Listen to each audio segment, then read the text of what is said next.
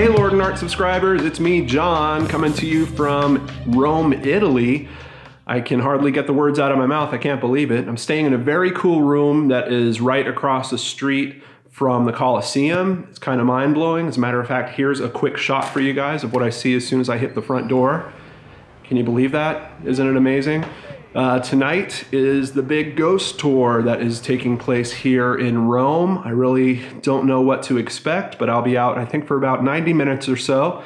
I'm going to try to get a bunch of footage. If I can't get footage, I'm going to take a ton of pictures, and we're going to sit down and chat about what I learned on this ghost tour, and I'll tell you all about it just in case you're in the area, or if you're going to be in the area and you want to do one yourself, I'll let you know how to do that. All right?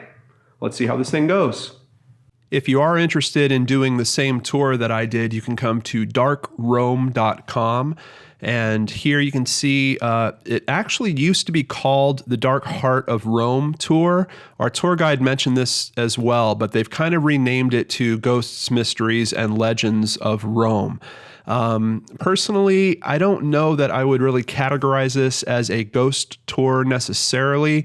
The one that I did back at the Stanley Hotel, that was certainly a ghost tour because you were hearing stories of modern occurrences of these ghosts being sighted by people and things like that.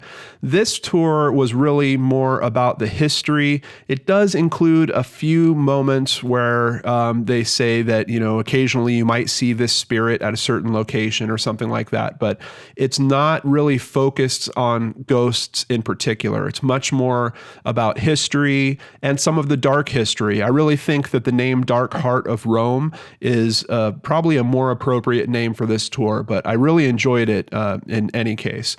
Here's what makes this tour unique. Rome by night is a completely different city. I'm going to show you guys some photos of that. It's definitely true. It's beautiful during the day, but at night there's a different type of beauty that you're able to see when the lights hit things a certain way. The ghosts come out at night. The Ponte Sisto is Rome's most romantic bridge, but if you visit at sunrise, local legend says you'll see a ghost carriage charging towards you, the so-called female pope trying once again to flee the city with the church's gold. We're going to get into that story. That is probably, if there was one story that stood out to me on this tour that could be a ghost story, that's the one. Outside of that, not really a whole lot in terms of specifically ghosts. And even when they tell you this story, they're not talking about particular instances of people that have seen this happen. They're just saying that there is a local legend that you might occasionally catch this ghost. Dark Heart of Rome.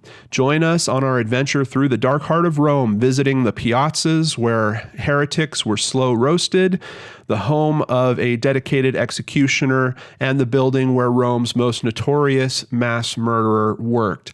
And those things are all true. So definitely for true crime buffs, you're probably going to enjoy this. I think anyone that likes this channel, I really think that you would probably enjoy this tour. So you can come to darkrome.com if you are looking to sign up for one. You can see here the meeting point is at Andrea della Valle Church. And there is something interesting that kind of happened there. Pretty much throughout my whole visit to Italy, I did not see people that I thought were truly homeless, except for one woman that I saw sleeping on the front of this church. I did see people that were begging for money, but they would be very clean. Their clothes were clean. Sometimes they'd have pets with them. I don't think they were necessarily homeless. You know, me working in Hollywood for several years, I'm pretty sure I know what homeless looks like. But on the steps of this church, there was a woman that I'm certain was homeless, and I saw the coolest thing. This van pulls up, which you can see is the Red Cross, and several people from it got out, walked over to her, spoke to her for a few minutes. I think they were doing maybe some type of wellness check. They went back to the van, pulled a plate of hot food out of this van, walked it over, and gave it to her. It was really just amazing, and I wish that I would see things like that happening here in the U.S., but I don't see them quite like that. It really kind of lifted my heart a little bit to witness that moment, and it was a great thing to see before this tour even actually began. So this square was kind of the first stop, and this is notable because they believe this is the area, at least somewhere in this vicinity, is where Julius Caesar was killed. And if I bring you back to Wikipedia here, we can see that there is a map. This is the theater of Pompeii, and you can see these gray outlines are the buildings that are kind of over it right now. That picture is from this kind of courtyard area right here. So they do believe that that is relatively close.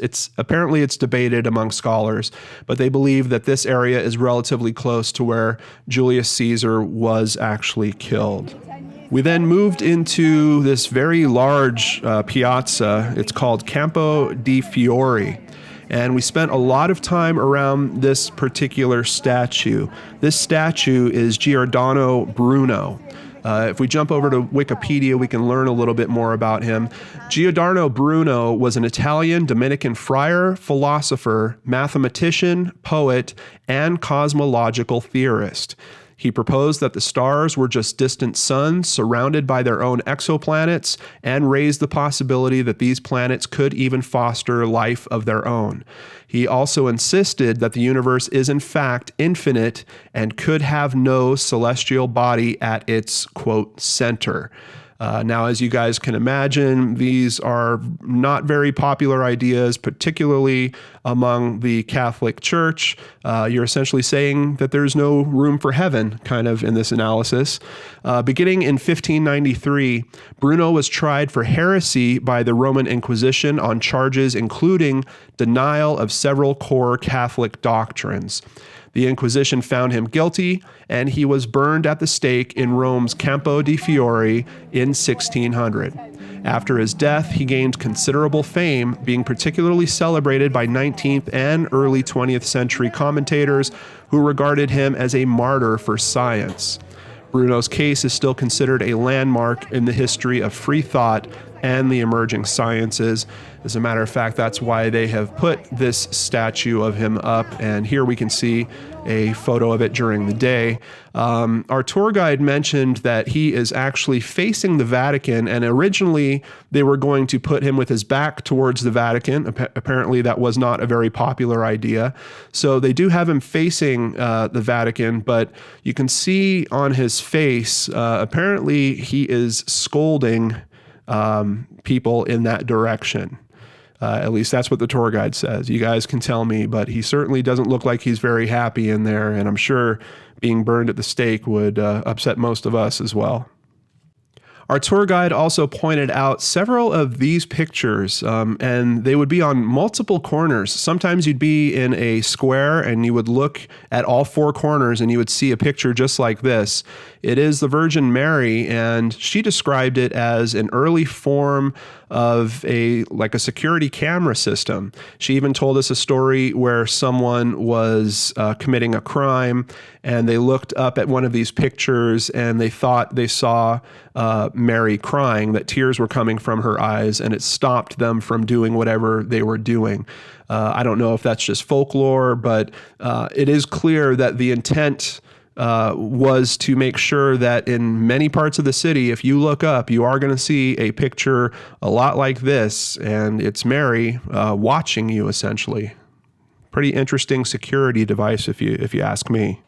And here are some photos I just wanted to show you guys about how beautiful the sights are at night. And outside of the beauty, we also have some things that are pretty interesting and dark. For example, in this footage you're watching right now, this fountain, if you look at that bottom container, that kind of bathtub looking thing, apparently that is a reused stone casket. And the tour guide spoke a lot about how things were reused. She was pointing out columns that were jammed in the middle of buildings, pieces of marble that were taken from other areas. But this was kind of a constant theme where we would see things reused, and it just kind of makes you wonder, what happened to the body that was originally in that casket. This next fountain also has a little bit of a story of being reused. They theorize that the face is actually from a theater of some kind, almost like those comedy and tragedy masks, because it does indeed seem to be a mask. I'm not sure if the hair was added after the fact, But an interesting thing about this particular fountain is at one point, it did not have water that was coming out of it.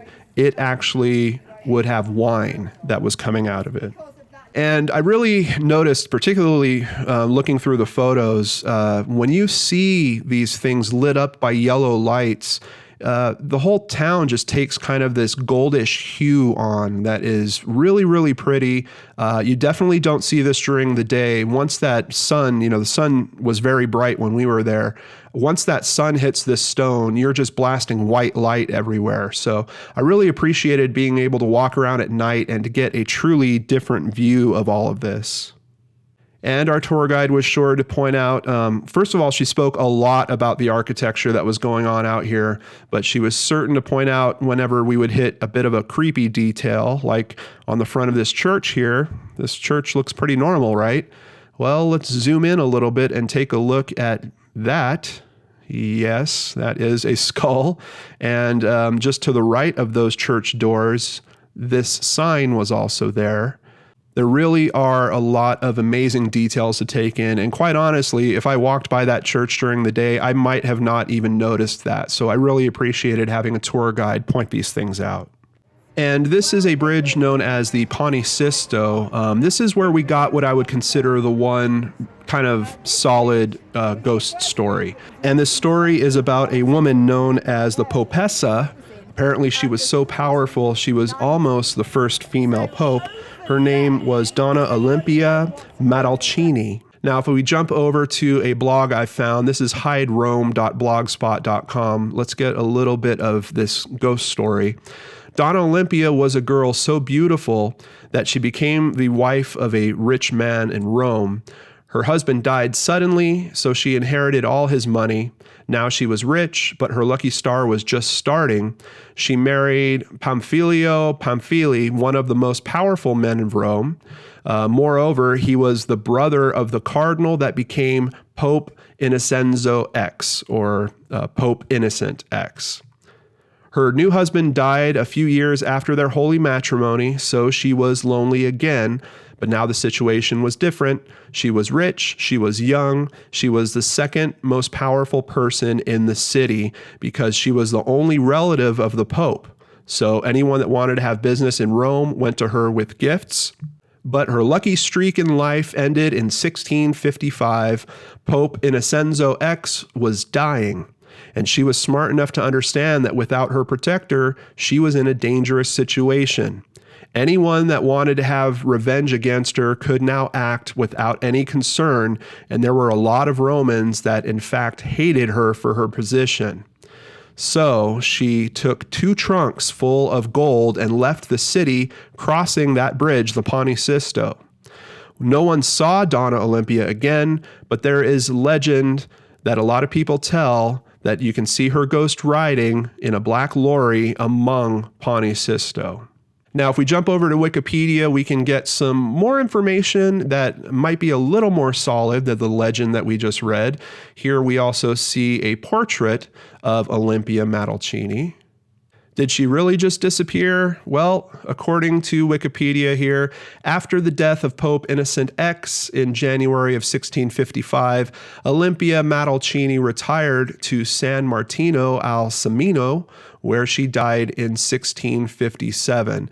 Now, something our tour guide was talking about was the gold. No one knows where all that gold that she had stored up and taken off with wound up. Still to this day, apparently, they haven't been able to track that down. Here we also see a bust of her, and we get some more detail about what might have been going on between her and the Pope. Olympia locked the Pope alone in his chamber on the night from the 26th to the 27th of December, and she went to her palace in fear that the Pope died that night and that her palace was sacked and burned. The morning of the 27th, she was barred access to Innocent X's chamber, much to her chagrin, since she was expecting to steal the 2 chests full of gold that were hidden under Innocent's bed. Right after Innocent's body was removed on the 29th of December, she entered the chamber, removed the chests, and then ran to her palace to lock herself in fear of what angry mobs could do to her. Olympia allowed the pontiff's body to stay unburied for 3 days and to be buried in, quote, the simplest of forms imaginable, claiming that she was a poor widow that couldn't arrange a proper burial. She is sometimes referred to as the Papessa, Lady Pope. Some sources even allege that Matalcini was Innocent X's lover and that she poisoned cardinals with the help of her pharmacist, Exili. So certainly a woman that seems like she did some very interesting things to maintain power. Our tour guide also mentioned the possibility that she could have been having a relationship with this pope. I don't think there's any way for historians to really figure that out now, but it looks like some authors have kind of written several stories about that. And I also learned that Rome has a bit of a history of women that you might consider serial killers, and in particular, women that like to use poison. Locusta was a notorious poison mixer in ancient Rome. She, along with Canidia and Martina, made up the infamous trio of female poisoners in Roman times. According to ancient historians, in AD 54, Locusta was hired by Empress Agrippina the Younger to supply a poisoned dish of mushrooms for the murder of her husband, Emperor Claudius. Once the drug was made, the task of administering it was given to Claudius's food taster, Halitus, and Claudius died.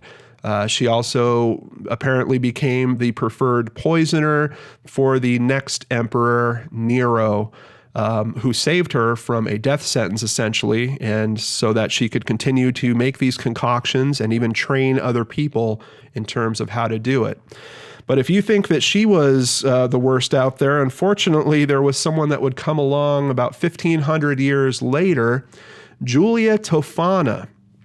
And this photo is apparently of the building where Tofana would live and work. She was an Italian professional poisoner. She was famous for selling poison to women who wanted to murder their husbands. She was the inventor of the famous poison Aqua Tofana, which is named after her. So essentially, she was known for selling water to these wives that were unhappy in their relationships, and the water contained poison in it, including arsenic, and she would teach people that she was selling it to use it in very small doses over a long period of time, and eventually they would wind up poisoning usually their husband that they were unhappy with. Julia was sympathetic to the low status of women and most often sold her poison to women trapped in difficult marriages. She became known as a friend to the troubled wife and received many referrals.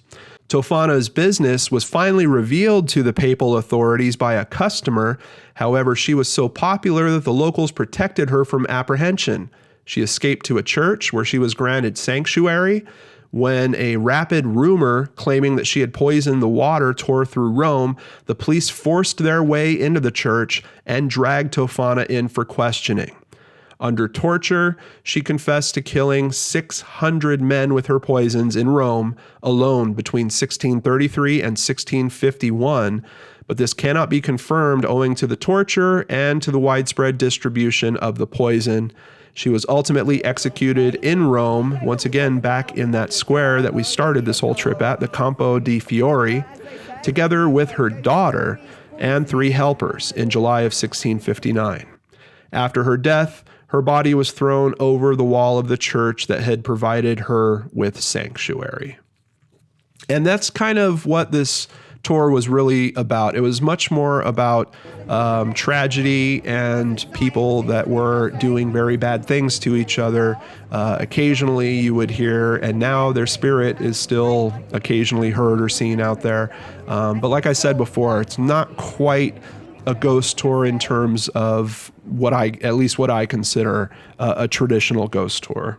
But I still found it extremely educational, extremely enjoyable. I'm so happy that we did it because I don't know that I would have gone out at night in particular to see these types of sites, and I might have missed great pictures and sights like this. Can you believe how the Colosseum looks at night? Isn't that just beautiful? Hey everyone, hope you enjoyed my BrainScratch from Rome. Thank you so much for spending some time with me today. Hope you guys all have a great weekend, and I'll be back with all the shows next week starting on Monday right here on the Lord and Arts channel. Take care, and I'll see you next time.